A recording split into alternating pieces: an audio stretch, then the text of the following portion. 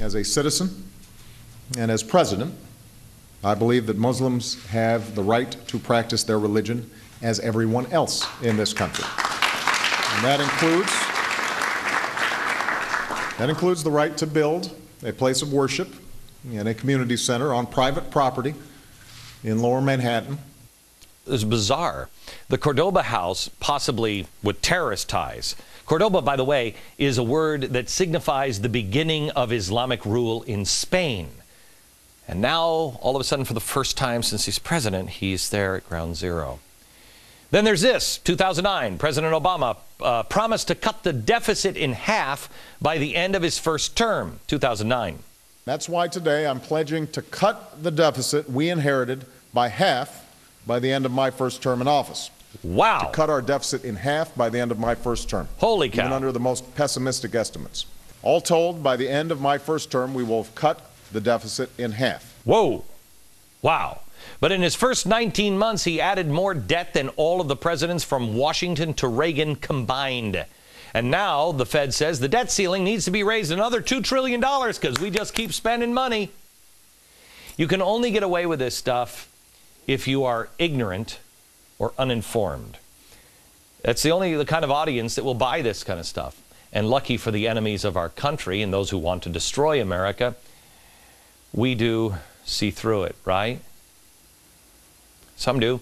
Our 8th graders now, though, don't even know what the Bill of Rights are because of what's being taught in school. Teens flocked to the internet to ask, who is Osama bin Laden? How do they not know? Well, they don't talk about 9/11 once a year in school the way that they probably should. I mean, do they mention the guy who did it? Guy probably still at large. Should we mention that? No, probably not. Because this president made 9/11 not a day of remembrance, but, quote, a national day of service and remembrance. We put service in front of remembering.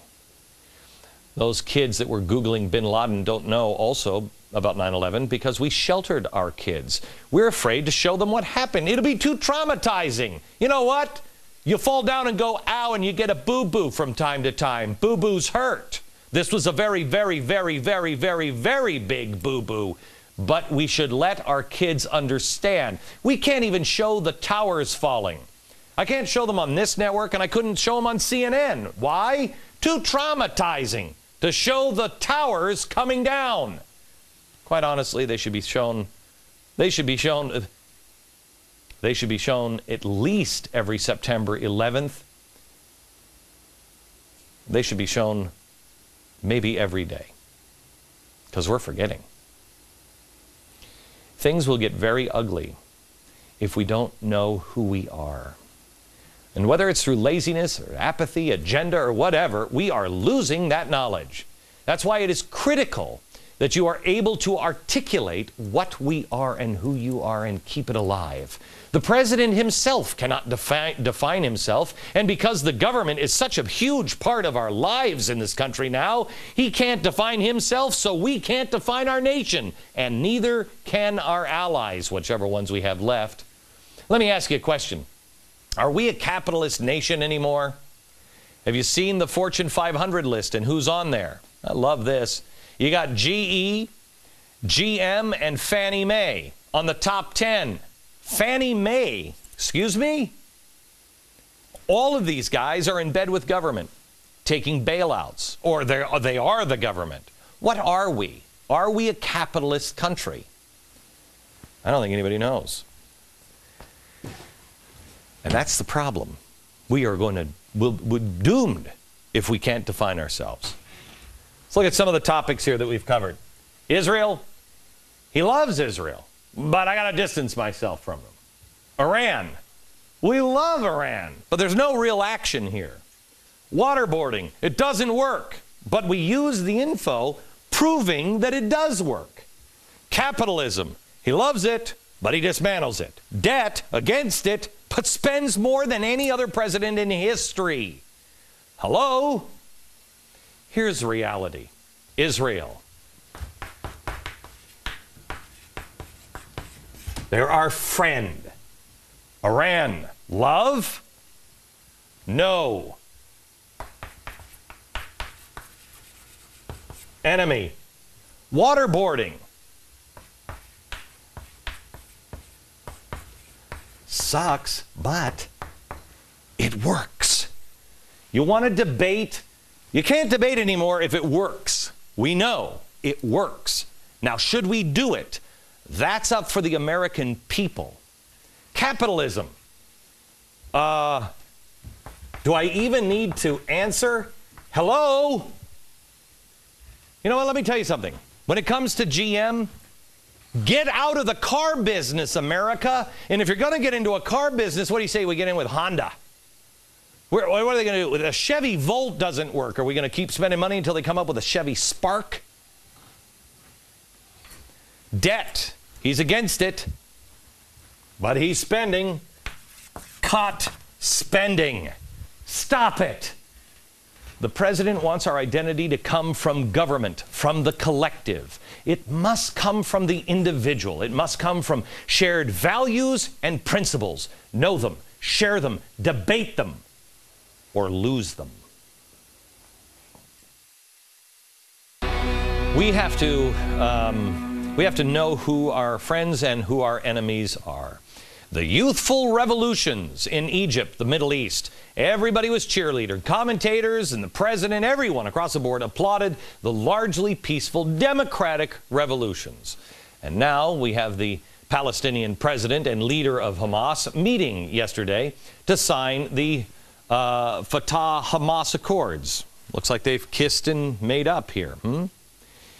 The agreement was signed in Cairo, and with it came a stern warning to Israel from Mahmoud Abbas.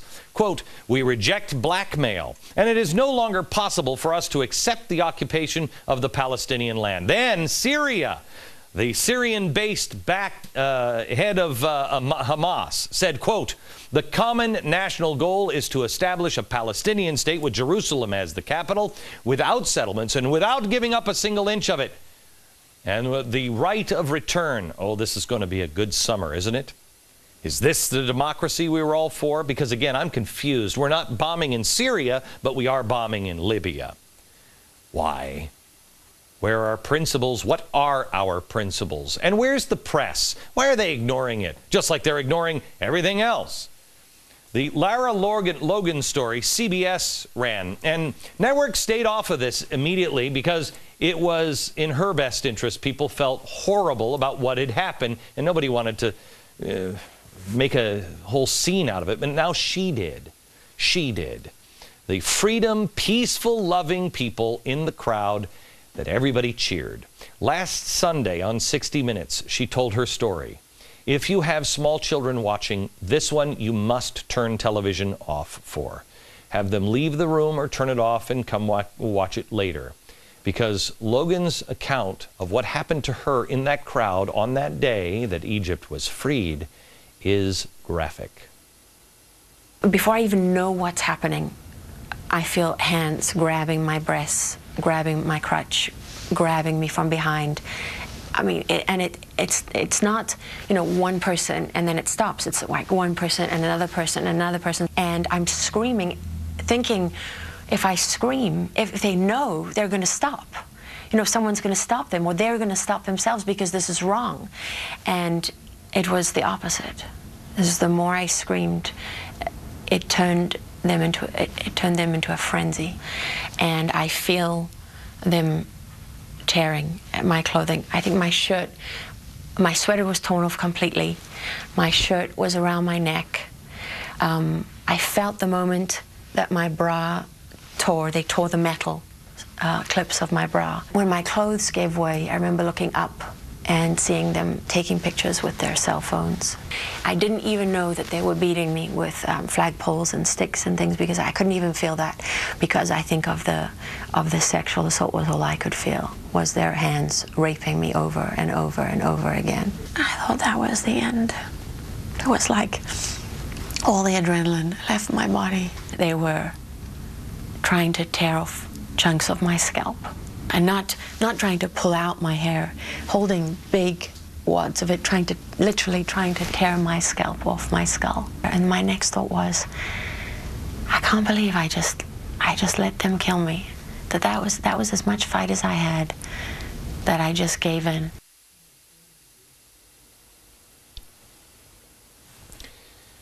This is what democracy looks like.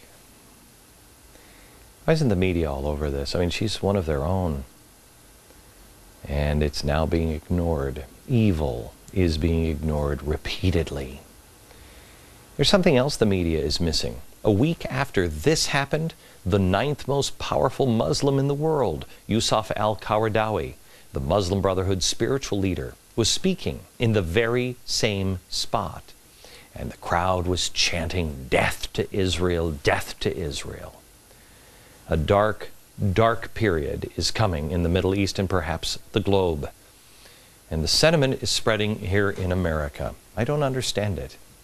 Here it's quite easy to see evil and good. I don't understand how it's being ignored. But I can understand now why no one in the world can figure out what America's principles are anymore.